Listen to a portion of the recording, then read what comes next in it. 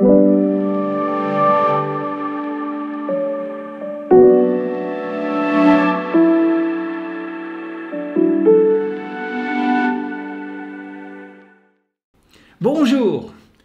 et bienvenue à notre nouvel épisode de J-Life Cancer.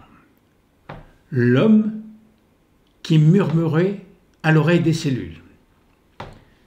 Guy Corneau est un scientifique canadien, psychanalyste, psychothérapeute, qui a pris l'habitude de murmurer à l'oreille de ses cellules. Oui, Guy Corneau parle à ses cellules comme Robert Redford murmurait à l'oreille de ses chevaux. En 2007, les médecins lui annoncent une terrible nouvelle. Il est atteint d'un cancer qu'on appelle lymphome non-hodgkinien de grade 4, qui touche la rate et l'estomac, mais qui déborde déjà d'une 50aine de métastases dans les 2 poumons. Rien qu'en lisant cela, on imagine le pire. C'est le maximum de gravité que l'on peut voir dans ce genre de cancer des lymphocytes.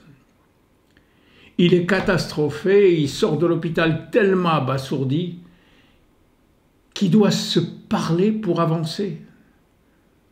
Le cancérologue lui propose de commencer la chimiothérapie immédiatement, mais sa première pensée, c'est de se dire « c'est pas la médecine qui va décider de l'issue de cette maladie, mais moi ».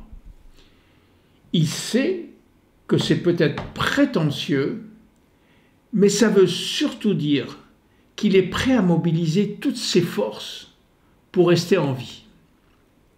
Néanmoins, il accepte le protocole de chimiothérapie qu'il commence presque immédiatement. Ce protocole de 4 produits a pour effet, entre autres, de diminuer considérablement la quantité de globules blancs et l'efficacité du système immunitaire.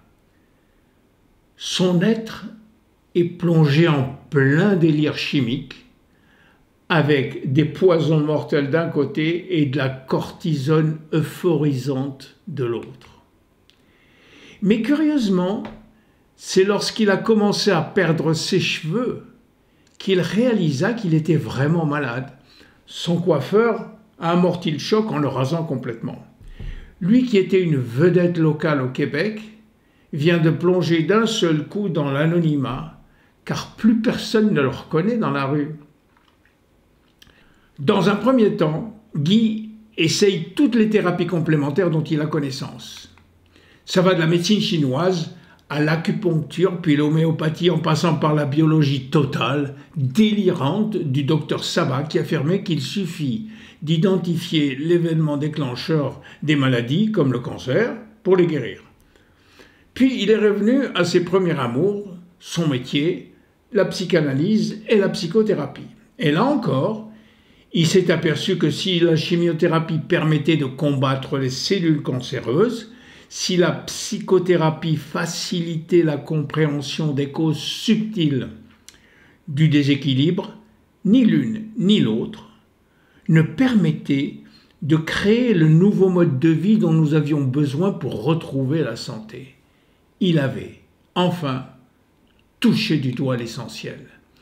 À partir de ce moment, Guy se concentre sur toutes les composantes d'un mode de vie sain et, profession oblige, il insiste sur les relations entre le corps et l'esprit. C'est dans ce cadre qu'il entreprend de parler à ses cellules. Il avait entendu dire que des scientifiques russes prétendaient, preuve à l'appui, que nos cellules comprennent notre langue et que si on sait leur parler, elles vont réagir en conséquence. Guy Corneau raconte dans son livre « Revivre » comment il a réussi à mobiliser son énergie interne contre ces cellules cancéreuses. Simplement en leur parlant tous les jours, en les écoutant et en leur demandant de laisser la place aux nouvelles cellules souches. Autrement dit, il leur demandait gentiment de se suicider. Il s'agit là d'un exercice de visualisation créative, un voyage intérieur au cours duquel l'esprit est à l'écoute du corps et pilote sa guérison. Tout comme les émotions du corps peuvent interférer avec notre esprit, nos pensées peuvent nous faire visualiser des scènes qui influencent notre corps. Ce n'est pas du tout un exercice intellectuel, mais bel et bien pratique. Ce qui compte, c'est de vivre pleinement ce type d'expérience et d'en ressentir les bienfaits en soi. La partie la plus importante du dialogue est qu'après avoir écouté ces cellules en difficulté, il leur dit qu'elles peuvent mourir. Ceci prend tout son sens quand on sait que la caractéristique principale d'une cellule cancéreuse est d'être immortelle, car insensible à l'apoptose, c'est-à-dire au suicide cellulaire programmé. Le deuxième aspect fondamental, c'est le recours aux cellules souches. Christian Drapeau, neurophysiologiste canadien, soutient cette méthode. Il dit ceci: il serait dès lors possible, grâce à la visualisation, de stimuler les terminaisons nerveuses de certaines zones du corps, lesquelles favoriseraient du coup la migration des cellules souches vers les tissus ayant besoin de réparation. Guy Cornéo parle à ces cellules une fois par jour pendant 20 minutes environ. Il tente de reprogrammer des cellules cancéreuses grâce à son imagination. En 2008, après 1 an de séances de chimio et de visualisation, il consulte son médecin qui, à sa grande surprise, lui annonce qu'il n'a plus aucune trace de cancer primitif ni de la 50aine de métastases qu'il avait repérées 1 an auparavant. Je ne sais pas ce que vous avez fait, mais ça a marché. Les esprits rationnels pourront s'interroger: s'il n'avait pas fait sa chimio, il ne serait plus là. Ils ont peut-être raison. Mais il ne s'agit ni plus ni moins que de comprendre que ceux qui veulent battre le cancer sont ceux qui veulent vivre et s'en donner tous les moyens. La chimio peut-être, mais aussi toutes les méthodes complémentaires qui peuvent leur faire du bien.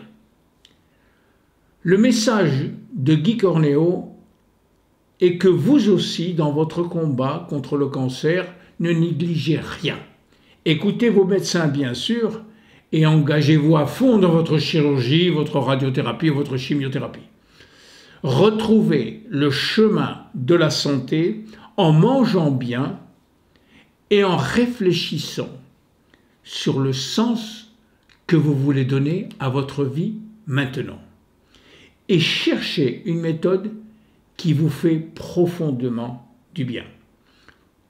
Guy Cornéo nous a hélas quittés le 5 janvier 2017 à l'âge de 65 ans des suites d'une maladie auto-immune qui touchait l'intestin et qui n'avait rien à voir avec son cancer. Merci Guy pour ton exemple. Rendez-vous à notre prochain épisode.